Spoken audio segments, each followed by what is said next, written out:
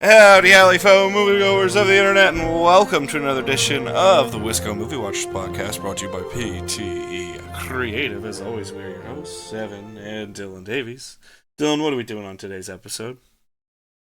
Taking a look at the summer blockbusters coming out. Yes, so we're doing the entire release schedule for the summer. Generally speaking, there's obviously going to be some stuff that falls through the cracks, some smaller releases, but we're going through this summer. In general, I would say this summer is a bit better than the last couple. It feels like we're kind of getting back to normal. Yeah, definitely better than the past couple for sure. I mean, was there a single movie that interested you last year? Mm, Not off the top of my head. I mean, because even Inside Out 2 didn't strike your fancy, and you are a huge Pixar person. Yeah, yeah, that's true. That's probably the only one. I was going to say, the Deadpool and Wolverine was the only movie I felt absolutely I needed to see. Otherwise, I was kind of like, okay, cool. Yeah, I still haven't seen that. um, but this year it seems like we're finally getting closer to what normal's going to be like forever now, which is we're going to have these big releases and we're going to have these few big movies, and then everything else is just kind of going to determine the rest of the quality of the year. So summer, when we say summer, when would you say summer officially starts? When does the summer blockbuster season start officially now?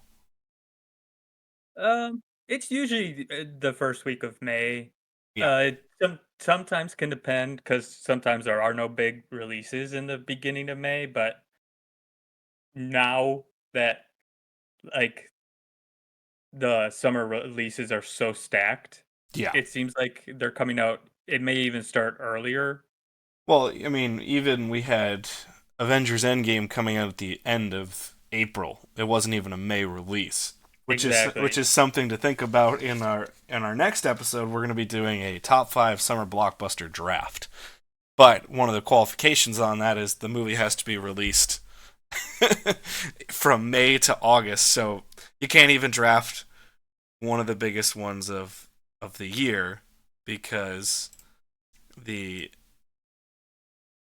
because or of all time I should say, because it wasn't released in the right time frame. But this year is one of those times that we have a standout. Obviously, it's already come and passed, but if you want to check it out, there is a review up on the YouTube channel right now, and it'll be on Spotify as well. The of Thunderbolts, which is actually a good return for the MCU, and you'll be shocked, Dylan. It has a coherent story where it actually makes sense, and it's one contained story in the movie.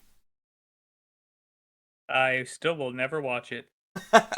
I the thing is this is of all the recent MCU stuff, this is one I would highly suggest maybe going to check out. It did legitimately bring some tears to my eyes just because of a portrayal of mental illness, and it was a really good visual representation of what it feels like to go through stuff like that, which is kind of nice to see in a superhero movie. Just because you don't get to see that very much. Obviously, I know you're kind of out on MCU, which is funny because one of the big 5 this year is an MCU movie. But if you want to check out the Thunderbolts review, you can go do that on the channel right now or on Spotify. I do have 5 movies highlighted that when we get to them, I'll ask you an over or under. But you ready for this preview here, Dylan? Yep. All right, so May 16th is the next quote unquote big release that we have. It's Final Destination Bloodlines, which is one of these few bigger horror films coming out during the summer blockbuster season. And the premise seems to be, why don't we just go as ridiculous as possible and somewhat I think that they're previous going to the children of previous Final Destination characters for this, but I'm not entirely sure how that's going to work. I could be completely wrong on this. From the Yeah, that trailers, it looks absurd. I mean, all Final Destinations are kind of absurd, but The question is the only whether thing they embrace it or not, right? yeah, the only thing I know about this movie is that I think it was during the pandemic that they were looking for like directors and creative people to work on it. Sure. And I'm pretty sure it was a directing duo, like co-directors, and they somehow elaborately staged like a Final Destination type of death scene during their Zoom meeting, and that's how they got the job. That's the only thing I know about this movie. That's wild. Yeah, That's I wild. mean that's a really awesome way of doing it, though. Hey, if you can do it, good, good on y'all. Good on y'all. But it's one of the few horror themed movies that we're really going to be able to see this summer in a bigger context. So wanted to highlight that one. From the classic trends of got to have a few horror films in here, we go to one of the more modern trends of the last 10 to 15 years, and we have a live action representation of an animated film from Disney.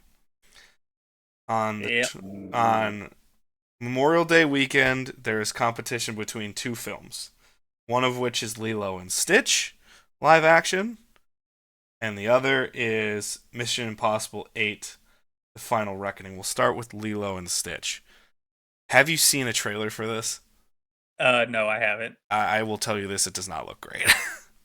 Sadly. I have seen like the animation style on Stitch, Yeah, which doesn't look that bad. It kind of reminds me of the Detective Pikachu movie. a little bit. The thing is this is I don't know if Detective Pikachu I don't think if that style I don't think that style really fit Pokemon, but I think that style fits Stitch.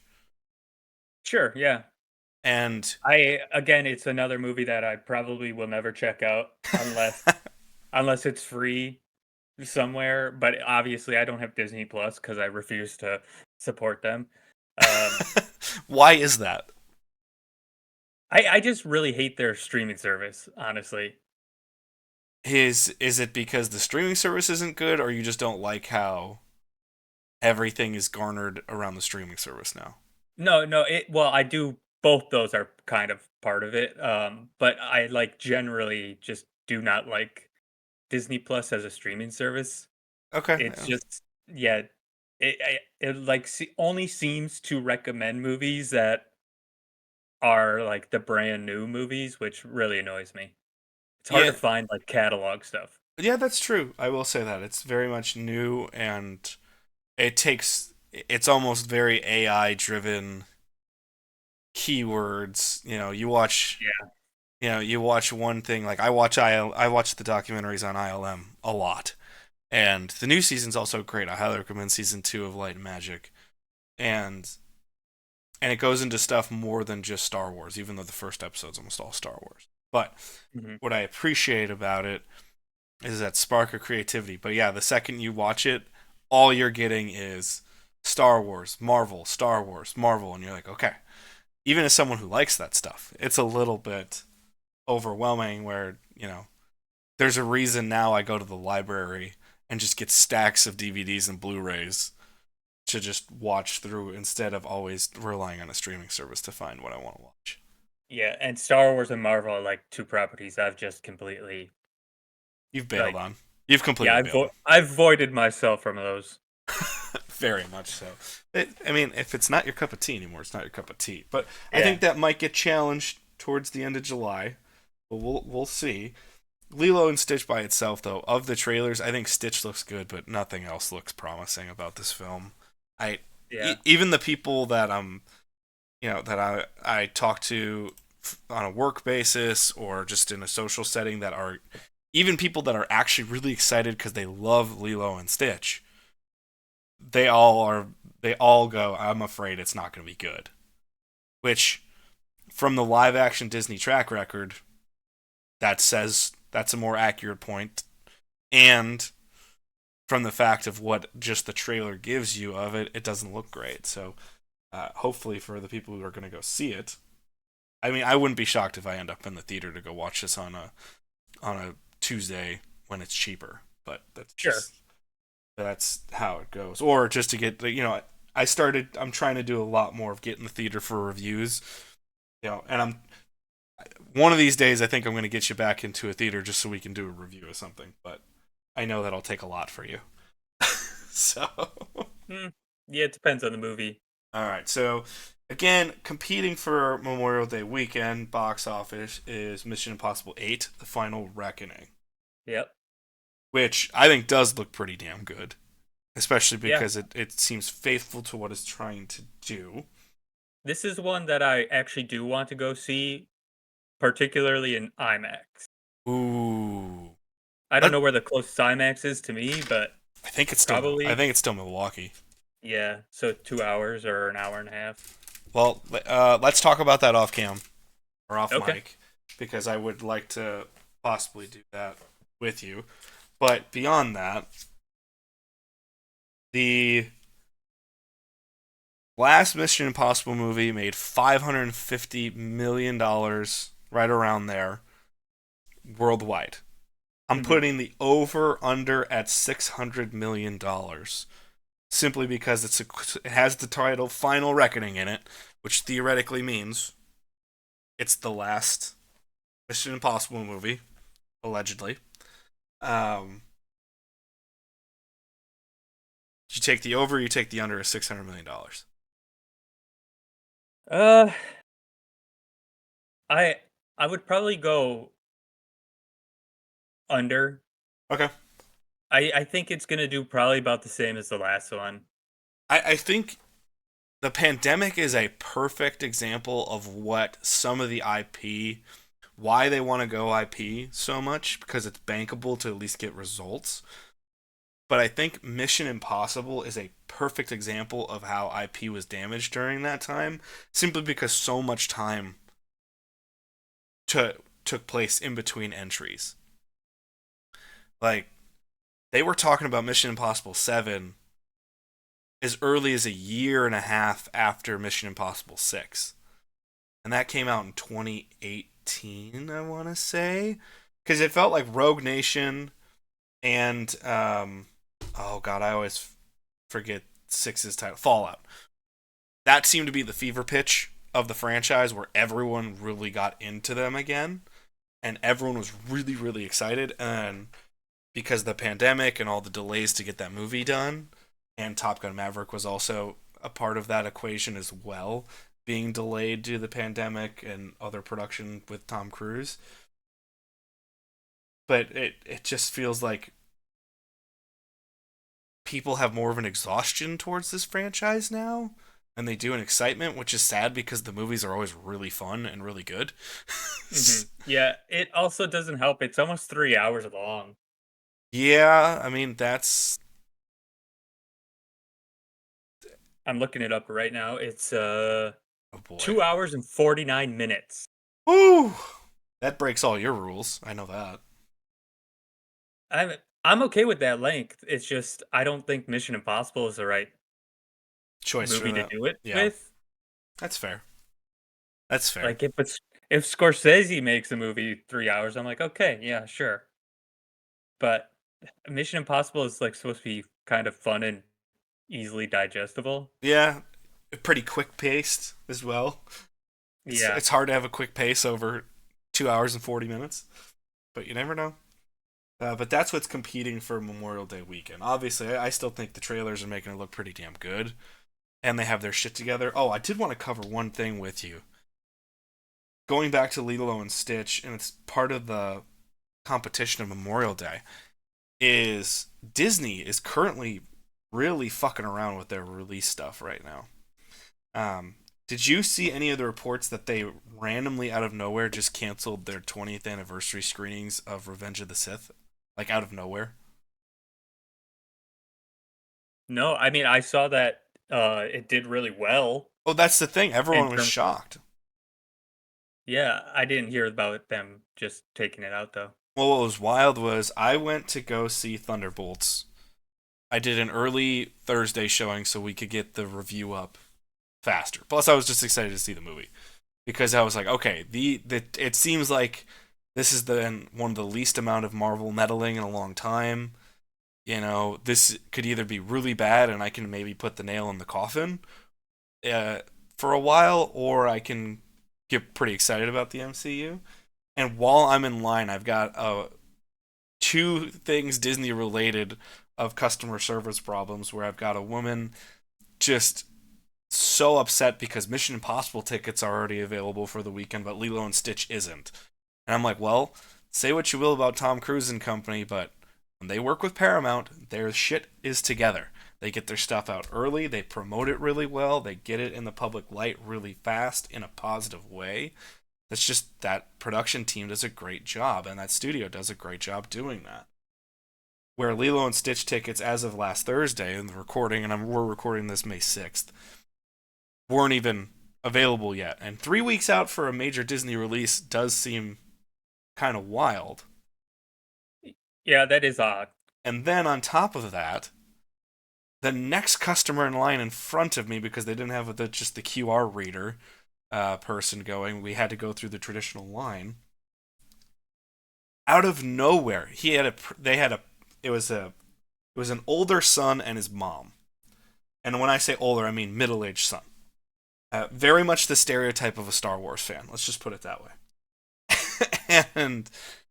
and they had printed QR code tickets for their showing, and the showing was canceled without letting them know. And it was canceled the night before the showing by Disney, where they just canceled all of the screenings. And it literally the Marcus employees were like, we were just told by Disney yesterday. This is not us. So, and credit to Marcus Theaters. I want to give them a lot of credit for this. They're like, we're so sorry, this wasn't on us. However, you came all this way to go watch a movie, and we're sorry that you can't see your showing. Any movie that we have space in right now, we'll let you in for free because we want to make sure we do good by you. Come on in. And the guy was so mad he didn't even take a ticket, which I was like, dude, take the free movie. Always take the free movie. Especially if you've already invested the time in going to the movie theater. Well, were they giving a free movie plus a refund? The movie was already refunded, and they were still going to give him a free movie. Okay. Yeah, then I don't see why. And I was just like, why wouldn't you take that? It was just wild. I was like, what are you doing? Take the free movie. Just go see Thunderbolts, or go see Sinners. Sinners is supposed to be really good. Hopefully by the time of the release of this, I'll be able to tell you what my real opinions of Sinners is because I'm excited to go see that movie. But it's just like, what are you doing? But back-to-back customer service interactions before I just scanned my ticket to another Disney property. Disney's having huge customer service issues by not having their movie release schedule ready and taking away a popular thing that was one of the most successful re-releases, not only of modern history, but just in history. Especially in a streaming world where you can just go watch it on your TV anytime you want to. So that was just wild. Just fucking wild. But it was funny. I had you in my head going, what are you talking about? You're already there. Take the free movie. The free movie. Yeah, that seems pointless.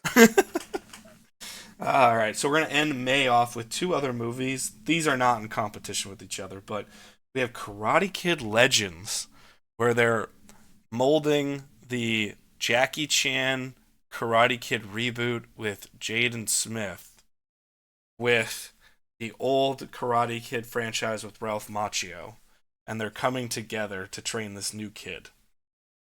Yeah. I have 2 words to sum that up. Don't care. I don't know how anybody cares. I'm not trying to be rude. Yeah. I just No, me either. I liked the first Karate Kid quite a bit, but it just like after they did the show and everything, I don't see why they're all of a sudden making a theatrical release of this. it just screams IP abuse. It's going to be really underperforming. I'm almost certain of that. Oh, 1,000%. I just think that, and when you say the first Karate Kid, are you talking about the reboot or are you talking about the? No, the original. The original, of course. That's what I thought, but I just wanted to double check just because we were talking timeline wise. I mean, the reboot wasn't that bad or anything. It just wasn't anything special. Well, also it was the classic. We didn't ask for this.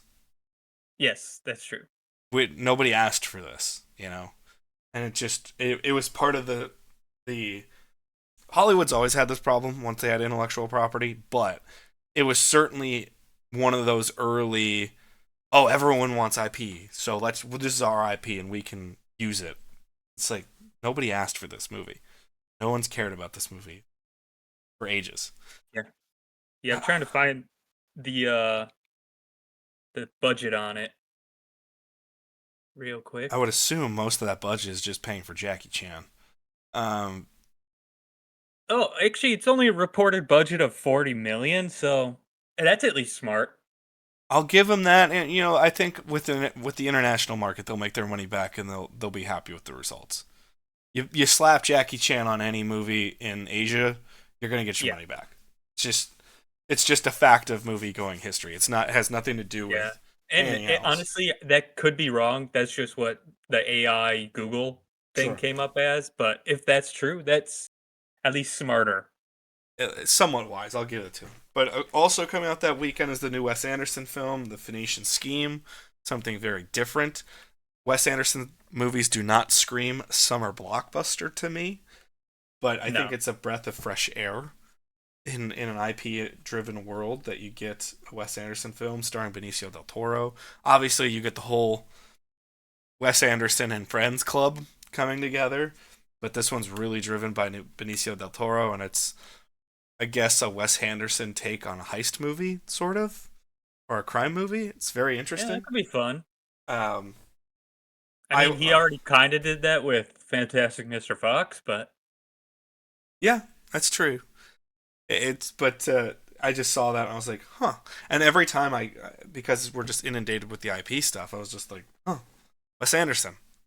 What's this Phoenician yeah, scheme? And I'm like, oh yeah, it's the Wes Anderson movie coming out. So yeah. Wes Anderson's always just a fresh of a breath of fresh air to me. Is just like at least he's sticking to what he does best, and that's just being original. yeah, Like I'm so glad he's stayed his entire career away from IP. that's the thing. I would like to see what he could do with something, but I wouldn't want it to be like, oh, Wes Anderson does Star Wars. Wes Anderson does superheroes. I'm talking like a children's book or something like that, where he can play in I someone's world, but he could adapt it in his own kind of way. I think that would be an interesting way to do it. But I don't. Yeah, you're right. I wouldn't want IP driven Wes Anderson. That'd just be yeah, odd. I love him where he is. I mean, I'm very happy to see where he's going. Also, Michael Cera joining the Wes Anderson club for this movie, so I am Yeah, excited for that. that's a good fit. Also, we haven't seen Michael Cera in a lot lately outside of Barbie. So it's just like Michael Yeah, Cera's just kind of been living off of being Michael Cera for a while, which yeah. kind of has been his whole career. But outside of Barbie, has he done a whole lot in the public eye and stuff lately? Not really. I don't remember the last thing I saw him in other than Barbie. Yeah, same deal. All right, we're gonna go to June here. June starts off. We are this again could be called the IP abuse segment. um, we're going to June 6th, and it's John Wick presents The Ballerina. We're starring Anna de Armas, and this is set during a time that John Wick is still alive, as they've already shown in the trailers that Keanu Reeves is returning for this film. We already know your takes on John Wick from the greatest action movie scene tournament of all time, Yep. but which, by the way, available on the YouTube channel and on Spotify, so check that out when you can. Any interest in the ballerina? Uh, no, not really. Honestly, like, especially because I'm pretty sure. I I want to say, isn't the guy who's directing it? Isn't it the guy who did Underworld with Kate Beckinsale? Let me check. I think I heard that. I could be wrong, but if that's the case, that's like an odd fit to me because I could see it being really, really a lot more cheesy than the original John Wicks. Yeah, Len Wiseman, Underworld. Okay, yeah, yep. Um, so like, His titles are all Underworld except Ballerina, the Colin Farrell Total Recall, I was gonna say, I remember him doing that. and Live Free or Die Hard. Okay. I mean, Live Free or Die Hard gets a lot of hate, but I actually kind of like that movie. It's a fine, passable movie. Exactly. Like it's nothing special, but it's like it gets unnecessary hate to me. But that is a weird director choice, in my opinion. Also, Um, I don't understand unless they just didn't want to do it. Why not get the one? Why not just get Chad Stahelski or David Litch? One of the two. I think he's just done with it because Maybe. I think he wants to do bigger things. I mean, I would Well, love. away from uh, John Wick. Well, I think he'd be perfect for some of these. I again, it's IP world. For some of these superheroes that are very hand to hand combat based, tougher, more rugged. Like, could you imagine him getting to do like a Punisher or doing something more hard nosed street level character for one of these franchises? I think it'd be great. Well, actually, okay, so I just looked it up, and in his director upcoming thing, Yeah. he has 10 things listed. Holy shit. So one of them is the bigger ones that I recognize are Rainbow Six, Okay. um, and Highlander, I guess. Wild. Why won't they just let Highlander die? They've been trying to remake Highlander forever. Just Yeah, let it and die.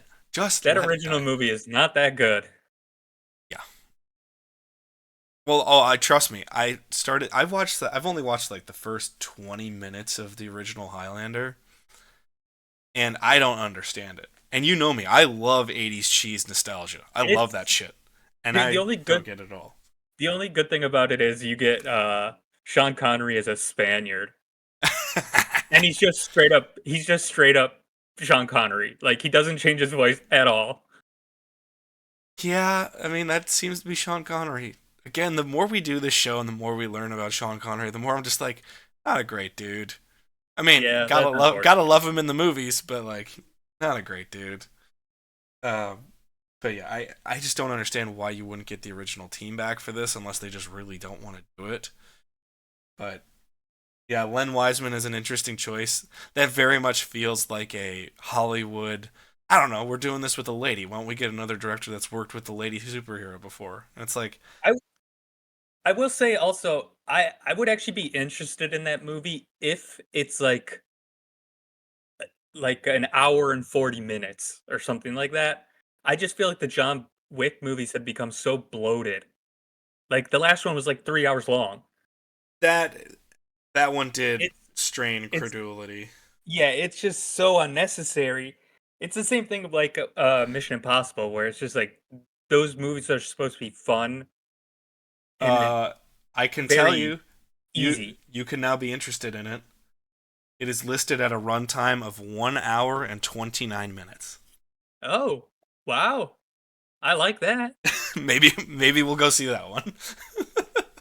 We'll go see it on Yeah, a I mean, random Tuesday that you have off or something, and we'll go figure it out.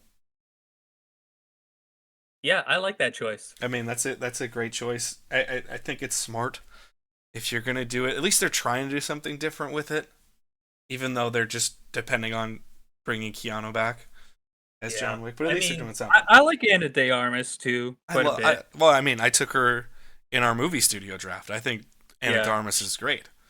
She was definitely underused in the Bond movie, so I'm excited to see what she can do in an action movie, like as a starring role. I am Um, interested for that. Yeah, I just we haven't seen her get to be the person in a bigger film. Obviously, she's gotten to be starring roles in smaller stuff now, yeah. and gotten to have a lot of success. But we haven't seen her in a bigger um what would be the best way to say this, audience friendly movie that people really Yeah. want to go see. We haven't gotten to see her in that role yet, so I am excited. I hope it does work out because I really do I like the world of John Wick, but beyond that, I like Anna de Armas and I want it to work. And I think a little sprinkling of John Wick could be really fun, but as long as they don't, it just doesn't become, oh hey, her versus John Wick, what happens? And you're like, well, I know what happens. I would really like to see them switch up their style a little bit. Yeah, I think it could be quite fun. Now we go back to the world of quote beloved classics being turned into live action films. Hmm. How to Train Your Dragon will be turning 15 this year, and it is already getting a live action adaptation.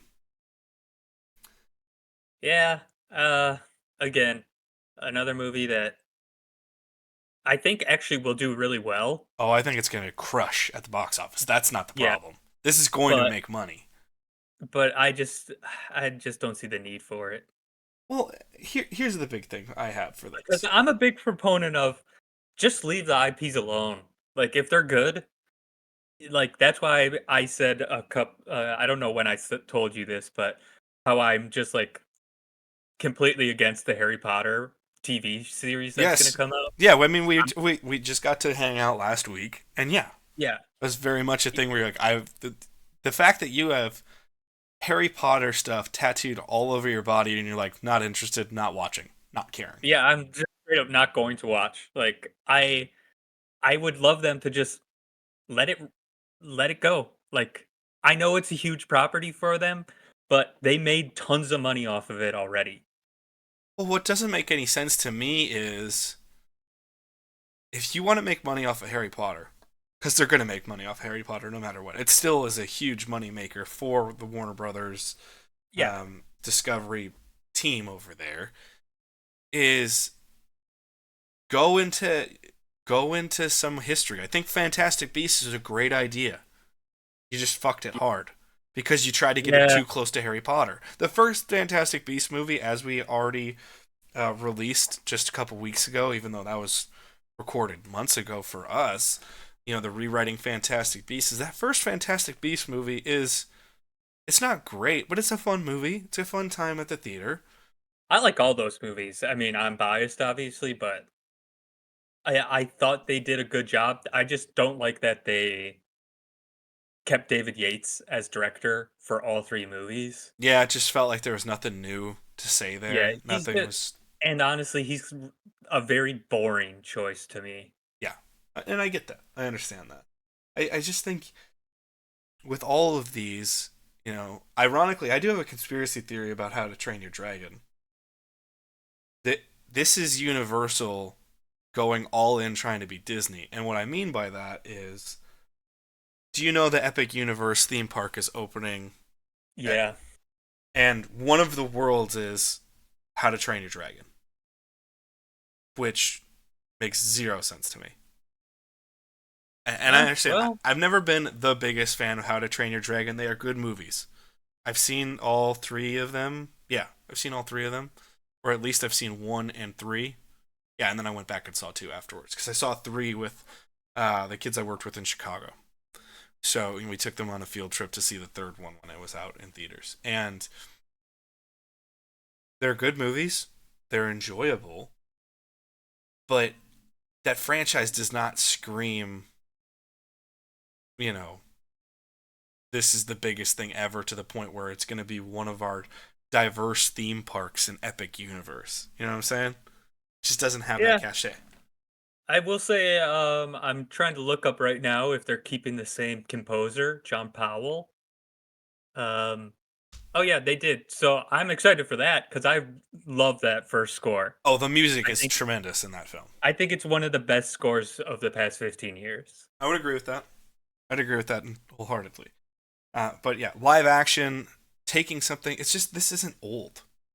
I loved the idea when Disney first started to do it. They just haven't shown any restraint with it. But when they first said they were going to do Beauty and the Beast live action, I was like, it's over 25 years old. Sure. Or Cinderella, I was like, Cinderella's 50 plus years old at the time you're doing this. Go Yeah. for it. But then it just became rinse and repeat. Whatever could be done as a live action movie, they could, to the point where I'm like, I think we honestly might get our Black Cauldron movie. I think it's a possibility because they're just running out of IP.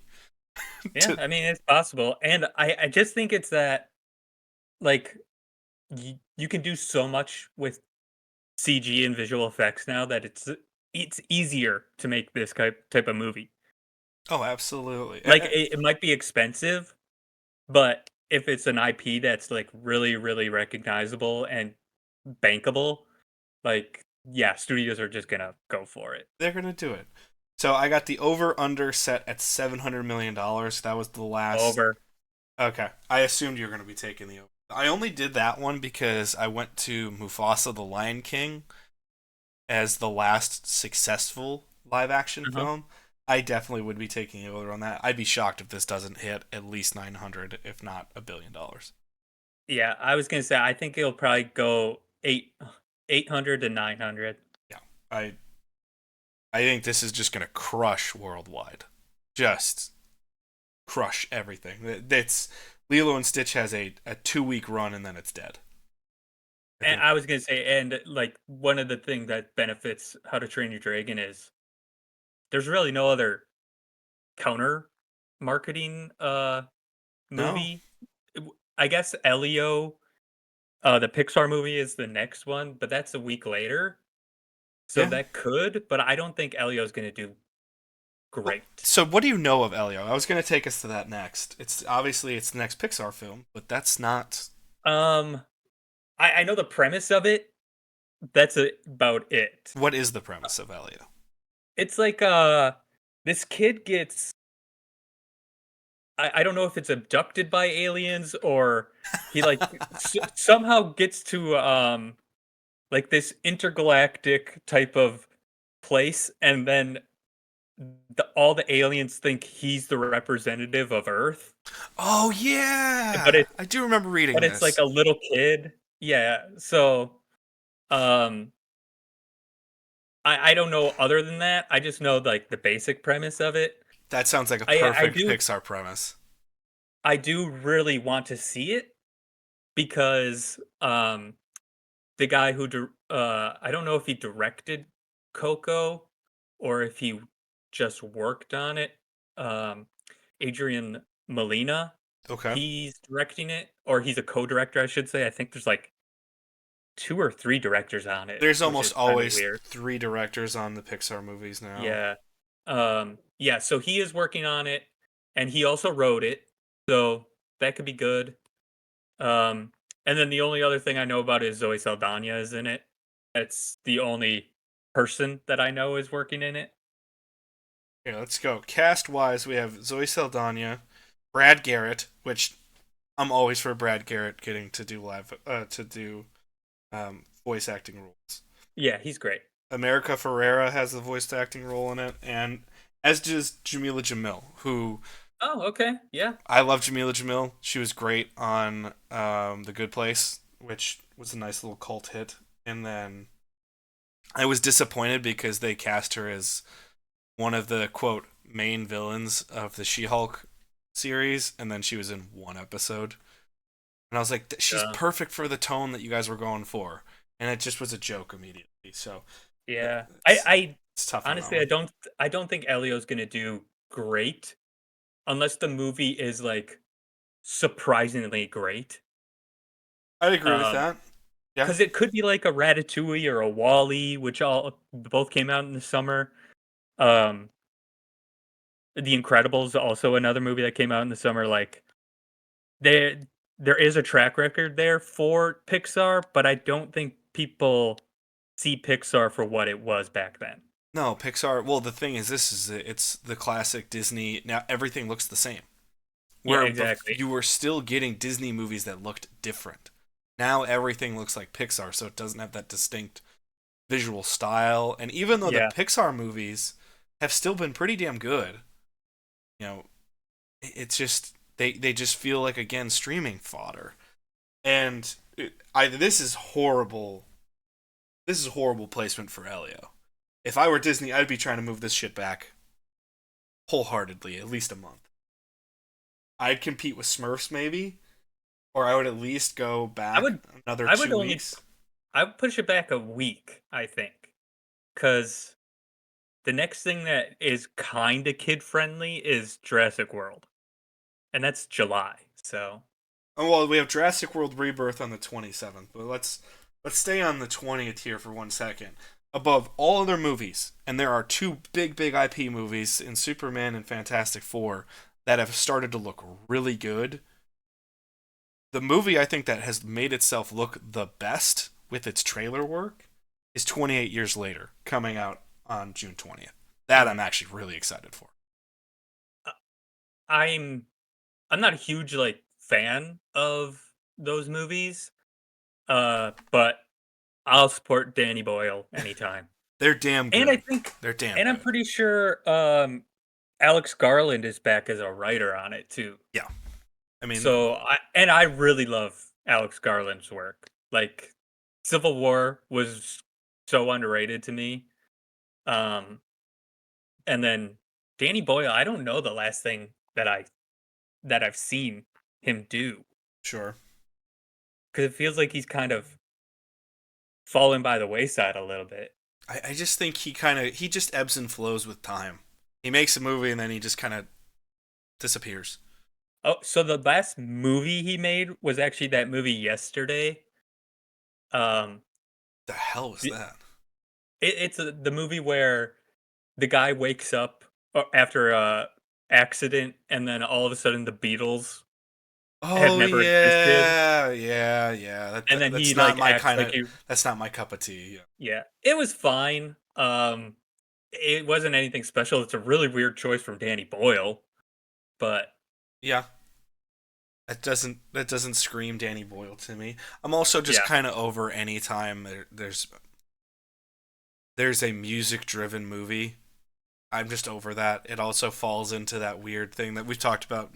It's not weird for me, but into that weird category of musical biopic for me where I'm like I'm over this. I don't care. I don't want these movies. I don't think these movies are most of the time any good, and if they are, I just don't give a shit.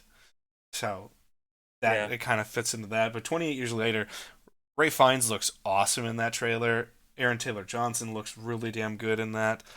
So I mean, it's an interesting and it's just such an interesting world and premise to go to. So I'm excited for that. Then we get set up for another.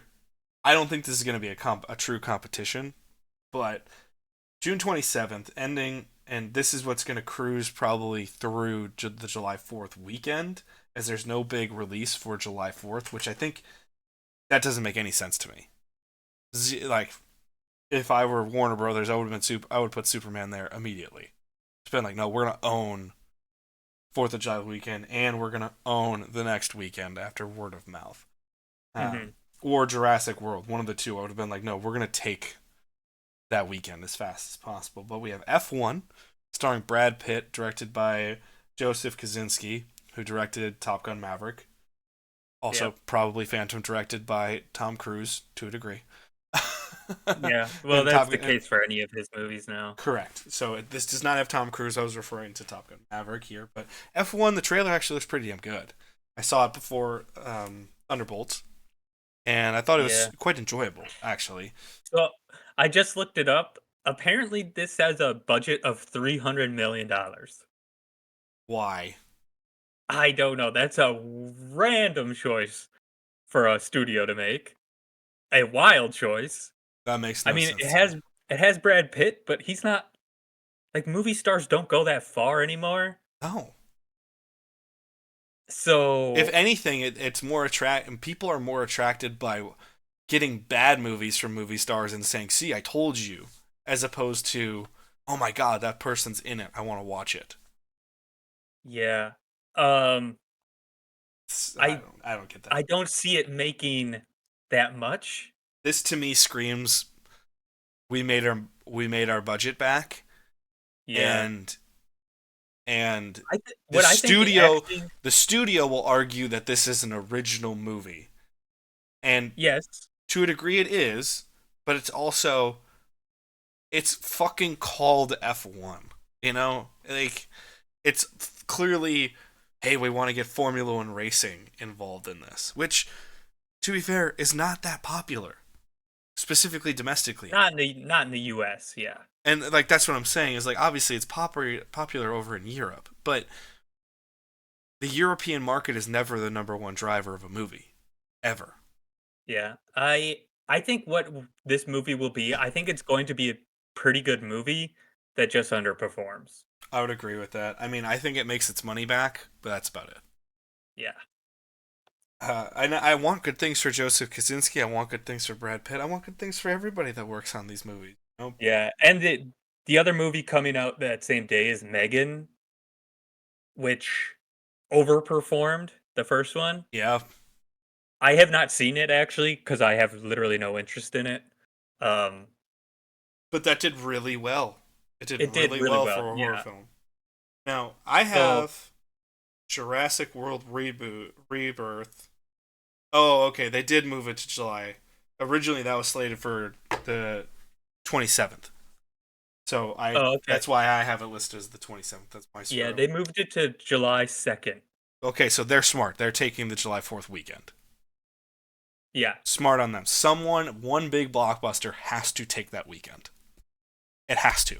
It's just you're getting the holiday break. You're getting more people that are out, and most of them still have to work the next day. You know, they get one day randomly off. It helps that this year it's a Friday. Um, so, you know, you have extra time, so people might go see the movie on Thursday. They might go see the movie on Wednesday and just say, okay, I can deal with that extra day of work, whatever. Jurassic World Rebirth are 1 out of 10. How interested are you seeing in this? Are you in this movie? I'd be a 1. I thought you might be a 2 just because of the cast. I it's not that I even I just have no interest in the Jurassic anymore. Jurassic World franchise at all. Because after the first Jurassic World, it just like really became, in my opinion, really stupid. Like all those movies. I didn't even see the third one though. It's not After the great. It's not great. Yeah. After the second one, I was like, yeah, I'm checked out of this now. Well, they're cloning humans, and who knows Exactly. what the fuck's going on. That's a franchise that jumped the shark Oh, it way jumped a sharp card. Well, that's the worst part is I will say this. I think Jurassic World almost gets a bad rap now. I think that's a really fun movie. Really enjoyable, and I did think it captured some of the magic back. Not all of Sure. it. You can't capture all of Jurassic. Like the first time the John Williams score hits and you're seeing the Brontosaurus, you can't recreate that. That's movie magic that happens once in your lifetime. But that franchise did, Jurassic World did have a lot of fun. And even though, in the end, okay, dinosaurs are going to run amok, there's going to be danger, they did something different with it at least.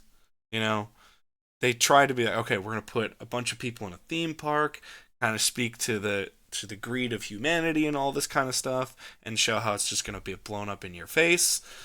And we're going too far, and I thought it was a lot of fun. But after the next two, I was Yeah. like, oh boy. I actually do think this is gonna do really well though. Oh, it's always going to do well. Um, I was shocked because at the number for the last one. Scarlett Johansson, a bankable star, Yep. and Jonathan Bailey coming off Wicked And and Bridgerton. Yeah. Bridgerton, I think people will go pretty crazy for it. What's Like hilarious? he's actually kind of like Glenn Powell, where he actually will bring in women to a movie that they otherwise wouldn't be interested in. Yeah. I think what's funny is not that this wasn't ever part of the business, but now more than ever, movie stars are driven by women. They're not driven by men. True. Yeah. Where Glenn Yeah, Powell because is certainly part of that. Jonathan Bailey's certainly part of that. Yeah. yeah, and they're both like extremely likable still Timothy, to everyone. yeah. So, and Timothy it's Chalamet also in that category where the girls go for true. Timothy, but the men do not. Yeah. And this one is Gareth Edwards, I believe, as the director. Okay. So I could see it being at least better than the other Jurassic World movies. I just don't really have an interest. Well, we're already looking at good cast here. I was most excited to see Mahershala Ali. He's been the last 10 Oh, years of his career have been Oscar movies and then nothing because It's just been limbo with Blade, which seems to finally have been canceled. Yeah, I was gonna say that's the only thing that I'm aware of his like an IP of his. Well, I was disappointed because I I thought he was did. perfect for Blade. I I thought he didn't was perfect actually. for Blade. I didn't actually know he's in this Jurassic World movie. Yeah, so I was most excited for that, but ironically enough, I'm glad you mentioned Jonathan Bailey. Jonathan Bailey's the one that's actually moving interest for a lot of people. Hmm. Or a lot of people are like, "Oh, Jonathan Bailey." I'm like, of all the people to be interested, why Jonathan Bailey? But Bridgerton and Wicked, they get that audience. Yep. Over under $950 million for Jurassic World. I think off IP alone, it's gonna go over. Because the thing is, this is diminishing returns. Jurassic World was 1.667 or 1677. When we got to Jurassic World Dominion, it just barely crossed the $1 billion threshold. And I still think Uh that was 2022. So that's why I'm thinking it's a little too close, which is why I set the number at 950. I understand your logic there, but that's why I put it at 950. I don't know if I think there's still a lot of Jurassic fatigue. I don't think I they think have enough. I think as long as the movie's at least Decent. decently good, Yeah. I think it'll make over 1 billion. Okay, I think that's fair. All right, you're going over $1 billion on that one. I would Because also the take other that. two made a shitload of money and they weren't even good. That's true. I mean, that's usually how a lot of sequels work. All right, we'll go to the next weekend then, July 11th. What seems to be the movie of the summer, James Gunn's Superman. To some people. To some people, but in terms of a mass appeal, that seems to be the one this year. I honestly don't think it's gonna do great. Really? I hope it does, because I love James Gunn, but I think it's going to underperform for some reason. Why? I just something about it. I just get these feelings sometimes where, like the first Guardians, I was like, yeah, this movie's gonna do fucking great. I, Yeah, for some reason, think Superman is just. I don't know if the appeal's there for everyone. I st- I I think hope it is. the one thing is this. I know I'm in this world. I'm in the world of comic books and everything else. They have done a masterful job making sure everybody knows this is new. This is not this is not Zack Snyder DCEU.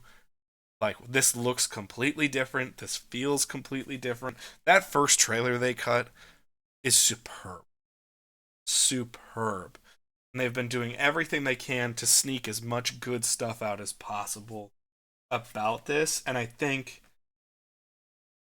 outside of Batman, the most bankable superhero is obviously Superman.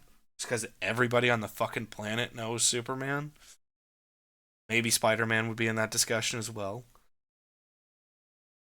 I have it set at $1 billion. You taking the over or the under? Think it's gonna go under. Okay. Because this is the worldwide box office. And, Deadpool and Wolverine was at 133.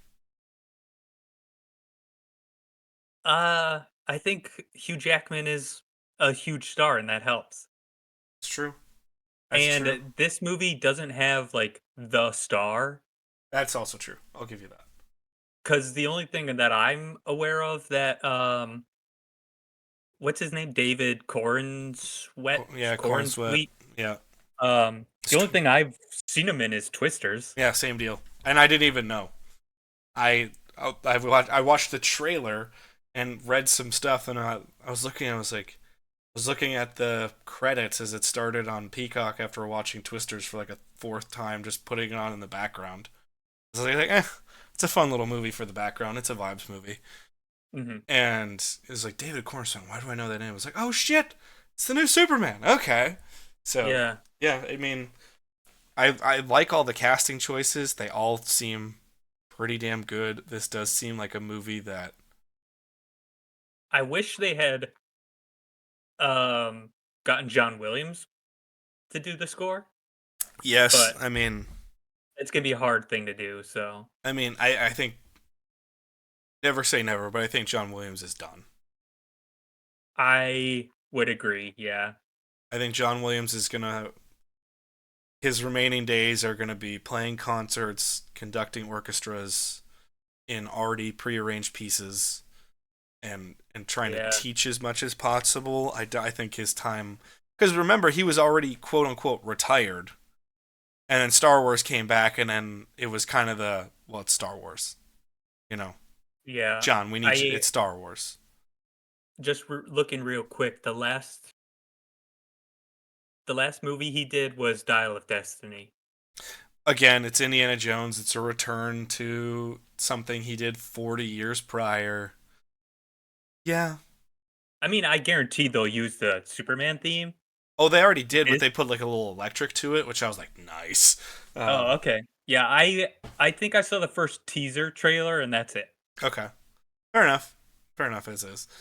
All right. Some of these we can go rapid fire on. The 18th, we have another fucking Smurfs movie, which apparently the only thing of note is Rihanna is voicing Smurfette, and she's doing original music for the movie. Okay. And then we also Uh have the reboot of I Know What You Did Last Summer that as well. another thing that we did not need. I will say this. I Or like the first I Know What You Did Last Summer, but it's a fine horror movie. You know, yeah. it's a fine teen horror movie. That's a perfect, like I think I watched that the perfect way.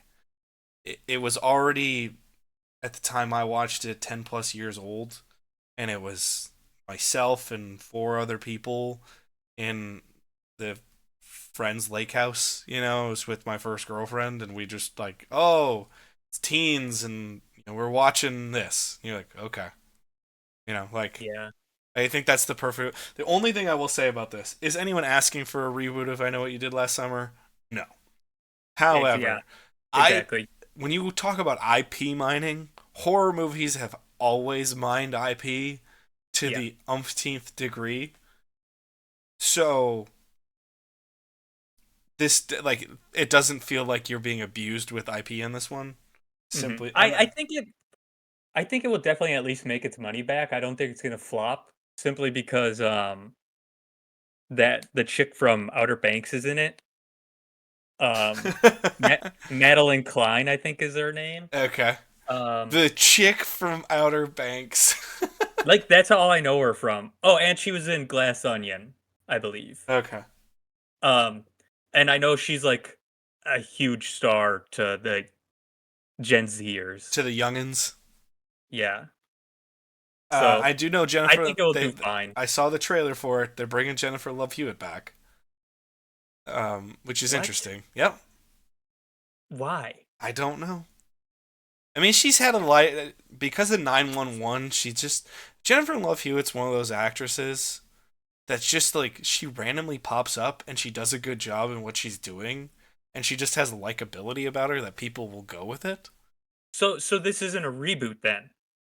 This is a like legacy sequel? I guess, yeah. Yeah, reboot Wow, would be the wrong word. And also, I that does not make believe sense to they me. haven't shown it, but I have seen that Freddie Prinze Jr. is also going to be in this movie. I mean, I'm okay with it. They could be different characters, I guess, and that would be a reboot then. Well, But the if they're thing playing is, the same character, they're then in the trailer when they show Jennifer Love Hewitt. They're like, "We need your help," and she oh, like okay. turns So back dramatically. So okay, I it's a think legacy sequel. it's a legacy sequel. I I just that is a weird choice. I don't get it, but I mean, again, it's a horror rep. It seems like once a month this year you get a horror rep. It's just how it goes. Um, I thought we had learned our lesson with the 3 David Gordon Green Halloween movies. How like far those fell. yes, but they Um they made money. It's that it's simple. true, but They made money. yeah, I guess. And then yeah, 25th Fantastic Four. I know you're excited for it. I'm not. They are building. I will say this, Emma. I'm very excited for it. I think the cast is really interesting. They picked people that, uh, through the grapevine, it seems as though they tried to cast a lot. They tried to do a very different cast, and could not get people to agree. And then they made to the cast that they did, and I think this looks like it's going to be one of those times that you didn't get your first three choices and it works out for the best for you. But they are banking on Pedro Pascal hard on this movie. Oh yeah. But I'm just looking at the director of it. He's only directed movie or TV I mean, episodes. that's the Marvel way, dude. It's just like it. Yeah.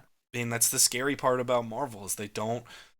What's hilarious is I mean, he's done quite a bit of big shows though, like WandaVision, that Monarch show on Apple TV, okay. Succession. So prestige television. Yeah, Game of Thrones. He did 2 episodes, so it Um, makes sense, I guess. it's prestige television, which the thing is we're not in the realm of these are movie directors anymore. You know, Yeah, that's true. that doesn't really exist anymore in terms of hot new directors. Isn't that big ass giant dude the villain in it? Galactus. Um, yeah, there you go. That's why I'm intrigued. They're doing Silver Surfer and Galactus. Okay, so he is in it. Yes, and Okay. they've already confirmed through. Okay, so I'm gonna do quick spoiler for Thunderbolts post credit scene. It's the only thing it involves in. So here's your spoiler. Plug your ears for the next 30 seconds if you are listening and don't want the spoiler. 3, 2, 1. Post credit scene of Thunderbolts confirms that Fantastic Four is set in a different universe. Ergo, with if you're a comic book fan and you know this, that their universe is going to collapse, and that's what's going to start Secret Wars. Oh, okay. That they kind of, it would make sense that their universe is destroyed, they escape just like they do to a degree in the Secret Wars comic. So that's why they are what they are. And time in 3, 2, 1. Cool. All right, we're back. So from the trailers, they show that, oh, everyone loves the Fantastic Four. The Fantastic Four are the equivalent of the Avengers, which goes to what I just kind of said. So the Fantastic Four are kind of in their own world, which is pretty interesting. But Marvel is building this as it's their next. Marvel is building this like an Avengers movie, where all the chips are on the table for this. And if it fails, that's really bad. Really, really bad. They have true. yet to fail with a really big one.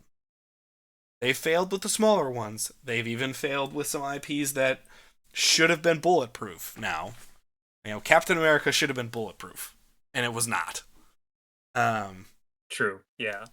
And but they have Oh, Galactus is played by the Ralph Ineson. yes. He's from The Witch. Yep. Um, Great voice that I choice. like. I like that choice. Yeah. I love it. They have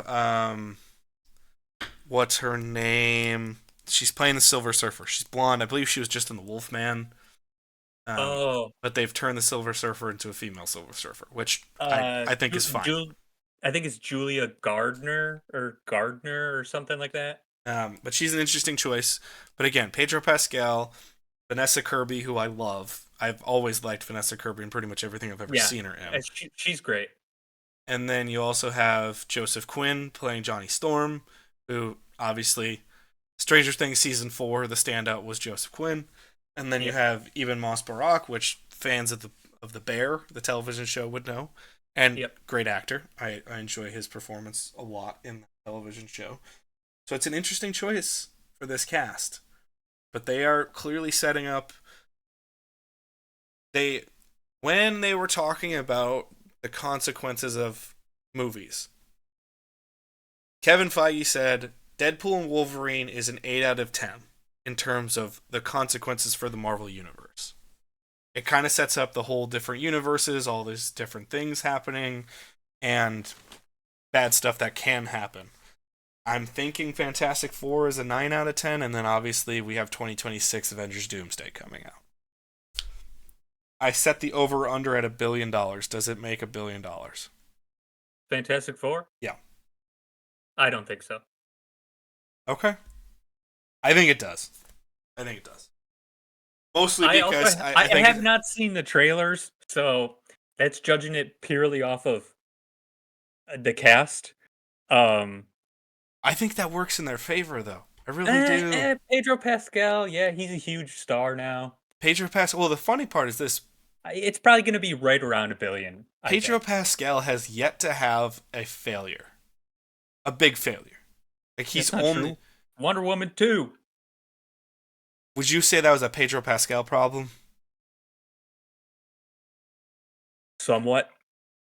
I I don't think anyone. I think people have forgotten about that movie entirely. I really do. Oh, they have. I mean, that's just a fact. That So movie was like god you awful. to the point where I just said he's never failed, and you're like, what about Wonder Woman 2? And I'm like, oh fuck, yeah, I guess. So that was far more of a stupid premise, COVID release, and Yeah, for all the good Gadot did in the first one, all of that's erased in the second one. She is I agree. terrible in the second one. Yeah, When the highlight of the movie is the end credit when you see Linda Carter and you're like, oh, it's the old Wonder Woman. That's a problem. That's all. That's just yeah. that's bad, you know. So Well, I'm looking ahead at August now. Is there anything in August you're actually excited for? I don't see one single movie I actually want to see. we can do this rapid fire. We have Bad Guys 2, which is an animated film. I'm assuming somehow I will see that because I work with children. So I'm assuming on a rainy day we will end up going to see Bad Guys 2. Which the first one did apparently pretty well. Naked Gun, starring Liam Neeson, Uh which huh. again, just let it ride. Just let it rest, you know? But Liam Neeson's a really interesting choice for that. I The don't only see thing I'll Liam say is Neeson in a like, comedy role. uh, I I don't see the Naked Gun as a thing people even know anymore. Yeah, So that could have it going for it. I will give it that. I that's interesting to me just because Liam Neeson does not scream comedy to me. So, Yeah, it depends on the tone, I guess. but it's interesting. Freakier Friday, the 20-year later legacy sequel. Uh huh. Another movie no one asked for. Yes, I will say that entirely. Outside of the Hallmark and Netflix um, crew because of Lindsay Lohan. Yeah, There, yeah, that's true. I She w- is actually a star on the Hallmark Channel. well beyond that, I have gone through now two or three of her Christmas movies because when it's during the holiday season, and then I can't argue that the football game's on anymore. All of a sudden, it's like we're gonna watch this, and I was like, shit. Yeah, I She's avoid those still. at all costs. I completely understand it. I would too if it were just me. I will say this: I don't think those movies are good, but god damn it, there's still a likability to Lindsay Lohan, man. There really is. Okay, Lindsay Lohan could have been a great actress. It's just the poor decisions, which honestly is not entirely her fault. Because again, it's the same thing as all the child stars where their family just takes advantage of Their them. family took advantage of them. They were not properly taught or protected from Yeah, media at the time. It's the real boom of internet media where it's just yeah. But I paparazzi's in think, your face at all time. I mean, think of the train wrecks that we had at that time. We had yeah, you had the early Paris Hiltons, and you had the shaving. I just had to explain Britney Spears shaved her head to an older kid the other day because they said they liked Britney Spears when I played some '90s music, uh, and they're like, "Oh, I love Britney Spears." I'm like, "Oh, cool." Isn't it? And she's I like, think, "Whatever happened to her?" I was like, "Well, yeah, I think the only one that came out unscathed is Hillary Duff. yeah," because she just kind of disappeared for a while.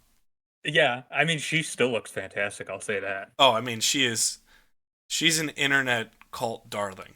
They're just like, Yeah. "God damn, she's fantastic." Um, But but I think Lindsay Lohan had the talent to be a great actress. well, the thing is, this is even in those Hallmark and Netflix, Christmas movies, she's just got this presence about her that's somewhat magnetic. And now she's a perfect example of I heard this most in professional wrestling, but it applies to everything.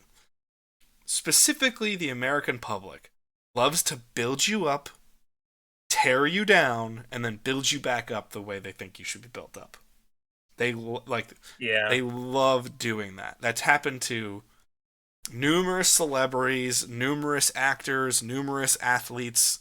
You know, like even the Tom Brady arc didn't do anything really scandalous in terms of a personal life, but it was, oh my God, sixth round pick, this darling. We love Tom Brady.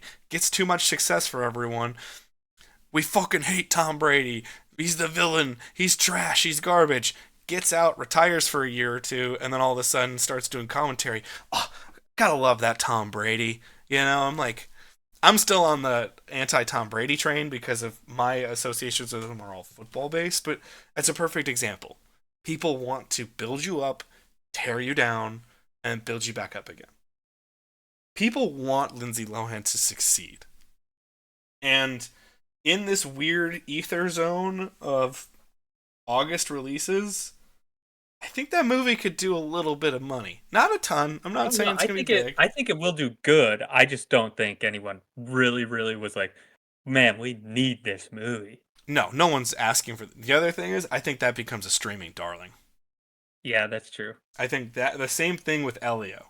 I think Elio becomes a streaming. If it's any good whatsoever, I think it goes the Encanto route. Where Encanto didn't do super well at the box office because of the Yeah. time it was released, but it became a streaming darling where everyone who watched it went, "This movie's incredible. This movie's so damn good. You have to watch it." And it'll get repeat views. I think Freakier Friday might be that this year. Um, so it's a chance, as I think Elio could. 8-8. I only brought this one up. Weapons, which is a sequel to Barbarian, which I believe you've watched Barbarian, the horror film. A sequel? A sequel to Barbarians, yes. Huh. I Is that don't see how that's possible, but okay. that? Quick thoughts on Barbarian. Is it certainly worth a watch? Um, I would highly recommend it. Um, it's not the most fun watch of all time, No. that's for sure. Especially if you're claustrophobic, probably not. Yeah.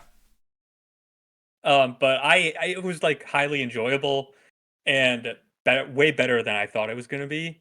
It was one of those horror movies that kind of pleasantly surprised.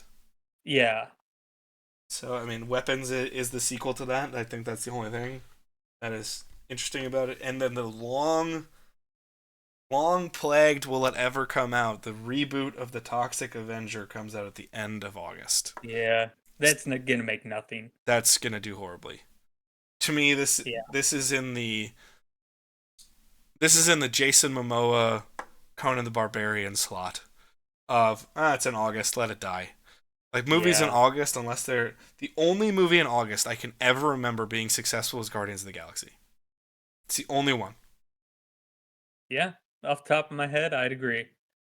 And then everyone tried Yeah, to do August, trying to get the last bits, and it just didn't work. That's the only one I that's think that's where ever we need to. worked. That's where we need to slot in the Black Cauldron August. Oh God, the good old Black Cauldron. Gotta love it. I've also been doing a bunch of Aug- Disney and theme park deep dives lately. So it's interesting to hear more and more about Disney IP that way as well and how it affects people. God, Black Cauldron in August. That'd be interesting. But that is your summer movie preview here, folks. Um, again, IP driven. This is the Phoenician Scheme, Elio. Let's count F1 just for funsies. I think that goes as original. And would you count the Barbarian sequel or Toxic Avenger as an IP? Uh, well, that I am confused about the Barbarian sequel. That's not IP to me though. Yeah, I would agree with that. Technically, the Toxic Avenger is, but It's so most far people, removed. yeah, most people are not even aware of that as a movie. So Right. So, of what we listed, only 5 movies are original. And yeah, there's still 3 of them are on the borderline, you know? Like F1, although it is an original movie, it's all based on Formula One racing. So it has some intellectual property behind it. It's just not the traditional Yeah, sense. I I think there's only like two movies that I actually might go see in the theater. What are the two movies you think you're gonna actually see? Mission Impossible, and then uh maybe Elio. Uh, Oh no, three Superman also. you're gonna go see Superman in the theater? Yeah, Hell yeah. Okay, well unless I hear it's shit. we'll make that happen. Because I will say, one of these days we do need to do a modern review of a movie where it's both of us and not just me. So that would help. I think for the runtime, I thought we had you in for Ballerina too, just because the runtime. Eh, I can easily wait till streaming on that one. I know you could. I just thought 90 minutes might be enough to be like, yeah, fine, I'll go. But no Fantastic Four for you, no Jurassic World for you. That's fair. You know, it's. But yeah, I certainly will be in the theater for Mission Impossible. I I think I'm gonna go see Phoenician Scheme. Probably gonna see Ballerina. I find it hard to believe with the profession that I'm in and the person that I'm married to. I'm not gonna see How to Train Your Dragon or Elio. I think I'll be dragged to both of those. I definitely want to see 28 Years Later. I think I'll end up doing Jurassic World just because of this show. Superman, Fantastic Four, I think will obviously be in that mix as well. So, Is Superman the one that you're most excited for? yeah, Okay. by far. It, by far might be a stretch, but it's just we're getting back into my wheelhouse. Obviously, you know DC has been my place forever. That's what makes me happy. That's the Yeah. IP that means the most to me. You know, out obviously we're not in Batman territory yet, but you know, just to see some of those characters that I never thought Hawkgirl or Metamorpho were going to make it in a movie, or the Guy Gardner Green Lantern, and we're getting all three in this film. And to me, that just screams we're going super nerd, but we're doing with someone who I think really wants to treat this world with some respect. To that means a lot. So yeah, I'd say Superman's definitely the one for me this year. But Fantastic Four is looking pretty damn good after Thunderbolts. I will say Thunderbolts was actually a really enjoyable movie. So we'll see. That has been the show today, folks. Stay tuned next week as we go into our top 5 summer blockbuster draft. It's going to be an interesting trip down memory lane, and some of those choices, I'm sure, are going to be a part of our tie-ins as we're going to do some. We have a lot of big anniversary movies this year for uh, big budget blockbusters. So we're going to be doing some reviews of those movies as well as part of our big box office series, and maybe even some movie commentaries soon. So check those out as they come out. But check that out next week. And we'll catch you on the flip side for Dylan and myself. Thank you guys so much for listening. And if you're on YouTube, sorry for the video not being up, but that's what technical difficulties do for you. Peace, love, and hugs to you all. Peace. Goodbye!